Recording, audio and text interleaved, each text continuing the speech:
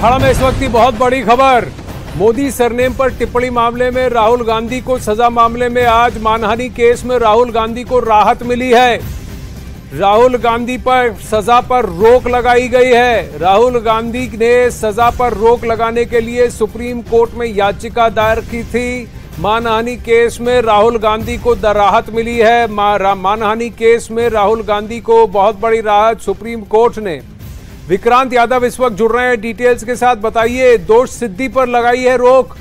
विक्रांत, देखिए, बिल्कुल राहुल गांधी ने जो सुप्रीम कोर्ट में याचिका दाखिल की थी तो उस समय उन्होंने कहा था कि ट्रायल कोर्ट ने जब उन्हें सजा सुनाई तो उनके कन्विक्शन पर हाई कोर्ट ने रोक नहीं लगाई, बल्कि सिर्फ उनका जो सेंटेंस सुनाया गया था उस पर रोक लगाई गई थी। और अगर किसी सांसद की सांसदी चली जाए तो उसे कन्विक्शन यानी दोष सिद्धि पर रोक लगवाना जरूरी होता है। आज सुप्रीम कोर्ट से बहुत बड़ी राहत राहुल गांधी को मिली है, कांग्रेस पार्टी को मिली है, क्योंकि कोर्ट ने उनके कन्विक्शन पर स्टे लगा दिया है जब तक इस मामले की अपील पर सुनवाई होगी गुजरात हाई कोर्ट में। तो एक तरह से अब राहुल गांधी की सांसदी वापिस आना की संभावना बहुत ज्यादा बढ़ गई है। अब कांग्रेस पार्टी की तरफ से, राहुल गांधी की तरफ से अब लोकसभा स्पीकर को पत्र जाएगा जिसमें सुप्रीम कोर्ट के इस आदेश का हवाला दिया जाएगा कि उनकी कन्विक्शन जिसके आधार पर उनकी सांसदी गई थी उस पर अब सुप्रीम कोर्ट ने रोक लगा दी है, लिहाजा वो सांसदी वापस दी जाए। और चूंकि राहुल गांधी जिस क्षेत्र से सांसद चुनाव लड़ते हैं केरल की सीट से, वहां का अभी तक चुनाव आयोग ने कोई चुनावी कार्यक्रम भी डिक्लेयर नहीं किया है, वो सीट अभी वैकेंट है, तो कोई ज्यादा मुश्किल मुझे कानूनी तौर पर आते हुए नहीं नजर आ रही। तो निश्चित तौर पर राहुल गांधी के लिए बहुत बड़ी राहत है। हालांकि सुनवाई के दौरान कोर्ट ने ये जरूर कहा कि जो लोग सार्वजनिक जीवन में रहते हैं उन्हें थोड़ा सावधान रहना चाहिए, लेकिन कोर्ट ने कहा कि वो मामले के मेरिट पर कुछ नहीं बोलेंगे। लेकिन क्योंकि निचली अदालत ने उन्हें जो मैक्सिमम सजा दी है ये मानहानि के मामले में, आपराधिक मानहानि के मामले में 2 साल की अधिकतम सजा दी जा सकती है, और निचली अदालत ने जब उन्हें 2 साल की सजा दी तो उन्हें साथ में ये कारण भी बताना चाहिए था कि आखिर वो 2 साल की मैक्सिमम सजा क्यों दे रहे हैं। सुप्रीम कोर्ट इस बात से पूरी तरीके से सहमत नहीं थी कि ट्रायल कोर्ट के आदेश में इस बात का कोई जिक्र नहीं था कि मैक्सिमम सजा उन्हें क्यों दी जा रही है, और कोर्ट ने कहा कि अगर उनकी सजा 1 दिन भी कम होती तो शायद ये स्थिति नहीं बनती। साथ में कोर्ट में राहुल गांधी के वकीलों की तरफ से भी ये कहा गया, और कोर्ट ने भी ये कहा कि जो हाई कोर्ट था उसने भी अपने आदेश में कुछ ऐसी चीजें पर ध्यान नहीं दिया जिसकी तरफ शायद देना चाहिए था। और कांग्रेस पार्टी की तरफ से अभिषेक मनु सिंघवी ने अपनी दलीलें रखी, और जो याचिका जो इस मामले के शिकायतकर्ता थे पूर्णेश मोदी, उनकी तरफ से वरिष्ठ वकील महेश जेठमलानी ने अपनी दलील रखी थी। तो अब कोर्ट का फैसला आ गया है। सुप्रीम कोर्ट में राहुल गांधी को एक बड़ी राहत दी है। दोबारा से सांसद बनने की राहुल गांधी की संभावना इससे खुल गई है, क्योंकि अगर ये इसके सुप्रीम कोर्ट नहीं लगाता तो फिर राहुल गांधी के पास कोई रास्ता नहीं बचा था, और चुनाव आयोग को भी फिर इस सीट को वैकेंट डिक्लेयर करते हुए यहाँ पर चुनाव की घोषणा करनी पड़ती। लेकिन आपने कहा कि अभी गुजरात हाईकोर्ट में इसकी सुनवाई होनी बाकी है, क्या सुनवाई की कोई तारीख तय की गई है या कोई इसी तयशुदा समय के अंदर इस सुनवाई को पूरा करने की बात सुप्रीम कोर्ट ने कही है? आनंद, इस तरीके का अभी सुप्रीम कोर्ट का नहीं आया है, क्योंकि जो अपील है वो हाई कोर्ट में पेंडिंग है।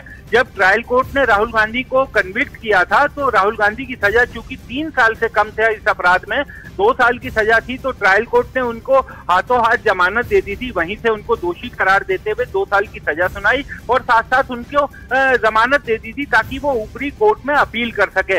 हाई कोर्ट में राहुल गांधी जब गए अपील में सुनवाई के दौरान, तो उन्होंने अपील के दौरान भी अपने कन्विक्शन पर स्टे लगवाने की कोशिश की, क्योंकि उनको जो सेंटेंस सुनाया गया था उस पर तो स्टे लग गया था, लेकिन जो कन्विक्शन था उस पर स्टे नहीं था, और जब तक कन्विक्शन पर स्टे नहीं लगेगा आपकी सांसदी वापस नहीं आ सकती थी। राहुल गांधी ने हाईकोर्ट में कोशिश की थी, उनके वकीलों ने काफी दलीलें वहां पर भी दी थी, लेकिन हाईकोर्ट को वो एक तरह से ये कह सकते हैं कि हाईकोर्ट को अपनी बात दिखाने में वो कामयाब नहीं हो पाए थे। हाईकोर्ट उनसे सहमत नहीं हुआ था, और हाईकोर्ट ने इस मामले में कन्विक्शन पर स्टे लगाने से इनकार कर दिया था, जिसके बाद अब चूंकि हाईकोर्ट में इनका मामला पेंडिंग है, जो अपील है जिसमें इन्हें कन्विक्ट किया गया था वो मामला हाईकोर्ट में पेंडिंग है, तो हाईकोर्ट इस मामले में अपने मुताबिक इनकी तारीखों के हिसाब से इस केस को सुनेगा। लेकिन चूंकि राहुल गांधी के सामने सबसे बड़ी चुनौती यही थी कि किसी तरह वो अपने कन्विक्शन पर स्टे लगाए, क्योंकि सेंटेंस पर तो स्टे था, अब अपील पर सुनवाई हाईकोर्ट में भी चलेगी और हाईकोर्ट के बाद जो भी आदेश आएगा वो सुप्रीम कोर्ट में भी अपील होगा।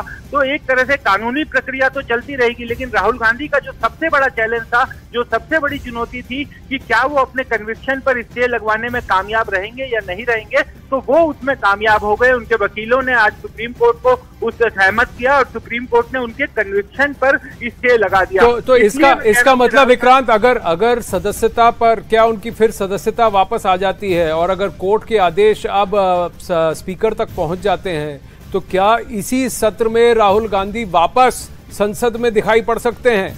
क्या उन्हें इसी सत्र में रीइंस्टेट करने की पॉसिबिलिटी है? क्योंकि 11 अगस्त तक अभी भी ये सत्र चलना है। बिल्कुल आनंद, 11 अगस्त तक ये मानसून सत्र का ये हिस्सा चलना, मानसून सत्र का ये चलना है वर्तमान सत्र। और राहुल गांधी और कांग्रेस पार्टी की तरफ से ये कोशिश होगी कि जो सुप्रीम कोर्ट का आज जजमेंट है जिसमें स्टे लगाया गया है, उस जजमेंट की जल्द से जल्द ऑथेंटिक कॉपी वो निकलवा करके और लोकसभा स्पीकर के पास भेजेंगे। अब ये लोकसभा स्पीकर के पास है कि वो इस मामले में क्या फैसला लेते हैं। हालांकि मैं आपको और दर्शकों को जानकारी के लिए बताऊं कि अभी कुछ दिन पहले हमने एक मामला देखा था जिसमें लक्षद्वीप के एक सांसद थे एनसीपी के, नेशनलिस्ट एनसीपी शरद पवार की पार्टी के, और उनको हत्या के प्रयास के मामले में निचली अदालत ने कन्विक्ट किया था। उसके बाद हाईकोर्ट से उनको उनकी कन्विक्शन पर स्टे नहीं लगा था, हाई सुप्रीम कोर्ट से स्टे लगा था। बावजूद इसके उस समय उनकी जो सीट थी उसका चुनावी कार्यक्रम भी घोषित हो चुका था, चुनाव आयोग ने उसमें चुनाव की तारीखों का ऐलान कर दिया था।